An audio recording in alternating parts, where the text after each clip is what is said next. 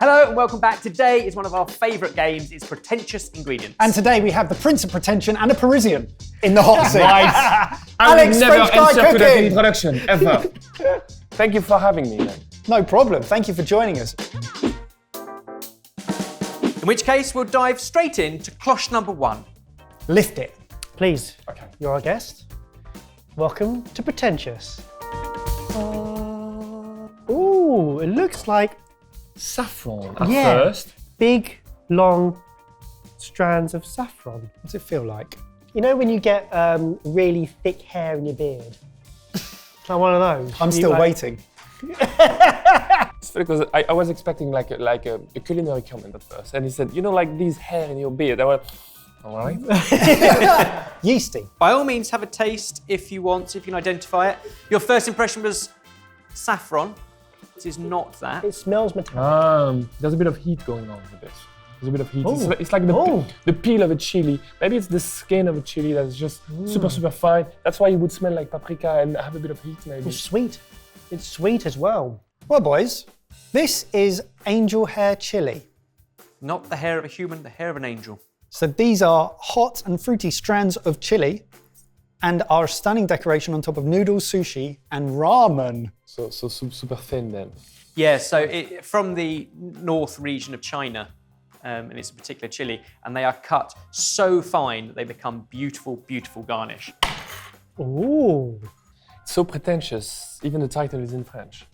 Yeah. I didn't want to say Piment. it. You can. Piment cheveux d'ange. Okay. So it comes from a company that was set up by a French guy who travelled the world and loved finding new ingredients and was bringing them back. Cut after harvesting, this light angel hair adorns and spices up your dishes. I understand its purpose now, and there is a very subtle flavour to it. I think it could finish off the dish nicely. Should we find out? Or setting it up. So this is crab rice. So it's rice mixed with white and brown crab meat, sesame oil, mirin, and soy, topped with caviar, crisp pork skin, crackling, Get outta here. pickled vegetables, and angel hair chili served in a crab shell. We whip out the caviar for this, man. Obviously, Wow. It's the pretentious series, right? dig Like in, on brand. have a taste, and see whether the angel hair chili makes any difference whatsoever. God, I got the caviar there. Tastes amazing though. Wow. There's no heat going through it. If there was some heat, maybe that would be interesting. But I don't think it's serving a purpose. I hope this is not too expensive. On its own, it tastes of something. Not much, but something. On a very delicate, well-balanced dish that's absolutely divine, it disappears. It gets lost. Yeah. It's definitely got the visual appeal. We had some before we started filming this, and you have to have a fair few strands. And I was getting That's what I thought. the same notes you were getting. Exactly. Slightly metallic. It's a little bit about the company Terre Exotique. Oh, I'm going to be judged here. Terre Exotique. So the founder tasted pepper in the Pena plantation in Cameroon, and he yearned to try other specialist peppers and spices, so founded the company. And they work closely with specialist farmers and producers around the world to bring the very best pepper, spices, and salts to our tables. Sometimes they are used in Japanese cuisine as well, where they go by another name, but essentially, I'm sensing more style over substance. Ito Togorishi. Thank you. Would you like to guess how much that tin cost? Key, tin, they never produce anything in plastic. I'd say it's probably a tenner, £10 from Alex. £10. Remembering the episode we're in, I'm going to say 15. Would we change your opinion if I told you that this sells for £5.99? Oh, Yes, for me at least. yeah, and you get quite a lot crammed into a tin. Even though it's not like a flavour sensation, it does make the dish look better. The eating experience that you keep coming back to though, isn't it? Yeah. Both of you. It's also something we can't achieve on our own. I can only buy it, and so if I can only buy it, I'd rather buy it, affordable at an affordable price than an expensive one. I think having reviewed some of the other spices and herbs and chilies from this company, I think what they do is open up the opportunity for you to try new things and go on a bit of a journey. Whether when you bring it back, it's something you want to eat on your plate is another question. Well, it's the name of the game. Alex, the angel hair chili, pretentious or not? I think it's a bit pretentious. Yeah. It's not snobbish, but it's like irrelevant and like useless. Not snobbish, but irrelevant and useless. It's style over substance. He loves it. I love it. No, I think because of that, it falls into the pretentious category. But just. If it were to be scorching hot, I would love it. One down, 2 pretentiouses. Let's move on to number 2. Pretentious? Okay. 2 pretenti. Boys, lift the cloche on number 2. Oh. Oh, what do you think straight off the bat then? It's olive oil. I mean, Well- that's the initial vibe, right? Yeah, it's a very luminous green olive oil from a distance. It can be quite green. no? Cheers. Cheers, man. That smells like olive oil. Okay. Jeff? It's very fruity, extremely fruity. It's crazy. It's almost like peach almost. Tasting note. Barry just Have a wants couple, to drink Have it. a couple of tasting notes from each of you. Alex is really getting into it, and Baz is like, hurry up, I want to eat it. I've got a pretentious quote for this one. Usually with wine in France, they say you pick it up, you look at it, you smell it, and then you put it back, and then you talk about it. Just shove it in your mouth. Okay, sorry. So you start off and you have some really delicate flavors, but then the olive oil burn starts to come as well. Like the throat pinch. The pepperiness, is it? Anybody could feel that this smells amazing. It's like complex. Whatever there is, there are flavors in there. It gives me like freshly cut grass vibes. Yes. As well? Solid one. Yeah. Solid one. Excellent tasting note. There's also a tomato vibe going on. Oh, yeah, tomato right. vibe. Tomato vines. Yes, yeah, vine. Tomato It's vine. like yeah. I'm going to put you out of your misery. This is first day harvest, gold reserve, extra virgin olive oil, and it's been made in partnership with Monica Galetti. Okay, This is right. This is a single malt, okay? It comes in a glitter cannon. Well, I mean, to be honest, because I'm expecting this is gonna be super pricey. The bottle is just like, ugh. I'm paying full price for this. I expect a cork, you know. Oh, yeah. And also a dark bottle, because this is gonna damage the oil inside. I'm slightly disappointed by the lightness of the glass. And also the tin it comes in gives me tennis ball vibes. Oh, Know what I mean? Is there a tennis ball it's- smell? it's- yeah. Because I feel like Like you were looking for the anointed. smell as well. Yeah. Yeah, I'm getting Roland Garros maybe. Shall I give you some of the tasting notes that they suggest you might get from it? This is startling green, intensely pure olive oil with notes of freshly mown lawn, yes. tomato vines, Yes. stuffed vine leaves, artichoke, Granny Smiths, and aromatic sap of fig trees. What does first day of harvest really mean? So exactly that. It is the first harvest and first pressing. So we're talking the greener olives before they've had chance to really ripen. So you get more of that acidity, but also that sort of grassy, vegetal, green notes, which is what gives it its vibrancy. And does that mean they're less juicy, so it's harder to get And you get oil less out from of it. Yeah. So it's also a supply and demand kind of thing. Much like grapes, if you wait later in the season, they plump up, they become juicier, they become riper, and then you get more oil from it, but it's a softer flavour. We don't even know which species of like olive they use. It might be on the back, but I don't Yeah, but know. it should might be not on the front at least, because they should be proud of it. Yeah, yeah. It's almost like if it's super expensive, they should make the Celebrate ingredients that. shine at least. For a second, just appreciate how bang on we got it. I Your can't. tasting notes were good. Well done. I It's did give you a amazing. pat on the back. Alex Let's did move really on. well. One more. I've never ever got it that close. Alex, you did a great job. Would you like some food to try it with? Yes. What'd you make of that, lads? Flipping heck. Yeah, that looks amazing. Given it's a Spanish olive oil, it's more of an Italian dish. Stracciatella, burrata. If you're loving the sound of this, you can check it out on our brand new sorted food tab on Sidekick. Scan the QR code now or click the link in the description box below. Right, let me just open this up. Oh dear. It's very slow pour. Oh yeah, love that. It's a nicely controlled, very slow pour. Oh my goodness, look at It's that. like a burger almost, no? Yeah, it needs a top in there. Yeah. Dig in. Come in. Yes, okay, go for it. Baz is. As he got jaw lock. The last round, delicate dish, delicate ingredient was lost. On this, both delicate, but the olive oil is still punching through.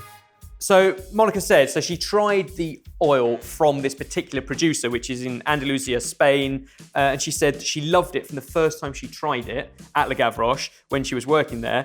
And she said that she began to use it on everything, from dressing, even cooking, simply as a dip for bread, but versatile across everything. And she's since worked directly with that grower and that mill to do this first day harvest. And the mill is, well, it's won over 50 awards and has been accredited as the best olive oil mill in Spain by the corporation. So what do you think? What's the price on this? Whoa, good question. You have to guess. What do you think it might be? First day of harvest. It sounds like a song almost. The first day of harvest. They harvest it on the first moon of August. Yeah. I'm thinking like 28, but that doesn't sound enough. So I'm gonna go 35 maybe. Whoa! I'll go a little bit lower at like £25. That bottle there No, I don't like that face. is £95. See, thought about this.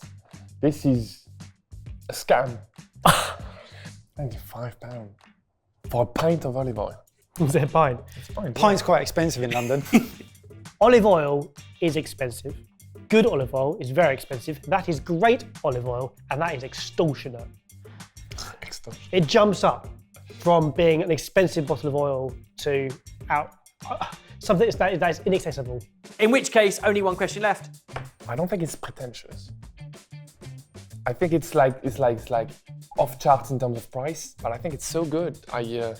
I wouldn't buy it, but is it pretentious? I don't think so. I mean, if I were to be wealthy, I would buy this all the time. I would only buy it. I wouldn't bathe in it.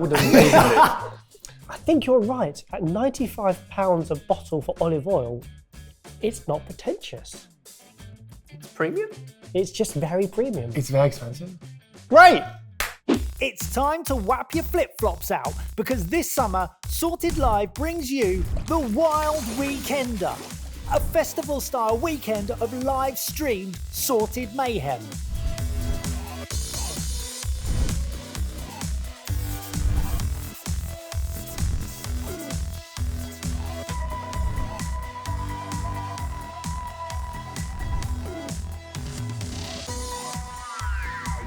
Tickets available now. See the link below for all the information. Boys, number 3, last one, lift the cloche. Please. Oh, What do we have there? that, I think, Could that be like that honey that you can find in Indonesia? The one that is very hard to get. it looks like almost like in colour, tamarind colour. It's a very You're dark right. It's very dark. honey, if it is. Grab it, sniff it, taste it. Tell us your thoughts. It's definitely honey. It's woody almost. It's like robust. Compared to cheap drizzly honey, it's not as sticky. It's like, it's got more texture to it, more grainy, but not like in a good way. Not a set honey as such, but it's getting Yeah, yeah. It's pretty strong though. Boys, this is Manuka Health MGO 1000 Plus Manuka Honey. Now this is a packaging. Oh no. It's like a wedding proposal. Do you like that packaging? I love that package. I love that packaging as well. I love a good story. This is a great story. I'm really nervous. Why? I'm worried because I've bought some Manuka honey in the past, and it's been expensive, and it's been like 10 MGO. So I think 30 is the lowest of the scale, but it goes from 30 up to, well, this is 1,000 plus. So this exclusive single origin Manuka honey comes from the far north of New Zealand, a region known for producing exceptional Manuka honey. It's sustainably sourced. The purity, potency, and exceptional natural properties have been carefully protected from hive to jar. Manuka honey is generally expensive, as you said, mainly because it's limited supply and it's labour-intensive process required to produce it. Manuka being the name of the tree that the bees use and they have a very, very short season. So during that very short season, the bees get the pollination and it's only in those very remote regions. So why does it say health on it? You'll see some abbreviations. You've got MGO and you've got UMF. MgO stands for methyl glyoxal, which is a natural compound found in high concentrations in manuka honey. It's responsible for the honey's antibacterial properties, and the higher the MgO levels, the more potent the antibacterial effects. It has got that almost caramelized note to it, and you said woody in one of the tasting notes, and I think that is testament to the manuka trees as well, rather than if you were to get, a Spanish orange blossom honey, which is much more floral and citrusy. This gives you that almost woody resin-like note. I can't think when I'd use it, other than just as a spoonful. Well, to be perfectly honest, because of the health or perceived health properties, it's actually designed for a spoonful. Oh, a spoonful. Okay. So UMF, which you'll also see on the label, is short for unique manuka factor. So it's a grading system specific to manuka honey. So the UMF measures the presence of certain chemical markers which contribute to its unique properties. As with so many of these things, it's causing correlation as well. Like, there are so many antioxidants in that, and we know they are good for the body. Whether eating a teaspoon of it triggers the same reaction is another story, but we're not scientists, nutritionists, dietitians. We are just telling you about the grading system. Obviously, as a guest, Alex, we couldn't just have you eating this off teaspoons. Okay, sorry, because I was going for another one. Honey sandwiches? Wow, wow, really amping up the presentation. Good. This is just That this is series just the why deserves the name, the title, Pretentious Ingredients. That's crazy. What is that? Yogurt? That's just a bowl of yogurt, so we keep it super simple. I'm glad I came, to be honest. Such an amazing present. What's happening here? Pooh would appreciate it. A couple of things to eat it in situ. If you wish to eat it like honey, drizzle it over some yogurt, stick it on some wonderful freshly baked pan. I wouldn't use the P word if I were you. No, don't use the French word for this one. I mean, this is weird. Straight in. Honey and yogurt sandwich. First of all, I've never heard of manuka honey before that taste. Never, ever. I'm not even sure what that tree looks like. There's such remote parts of the island that there's no other air traffic, transport traffic, other... Apart from the plane that's taking the honey from it. I wish I experienced the same sensation that you are experiencing right now. So it's almost like you're glowing, are you? In a good way. The health benefits. No, yeah.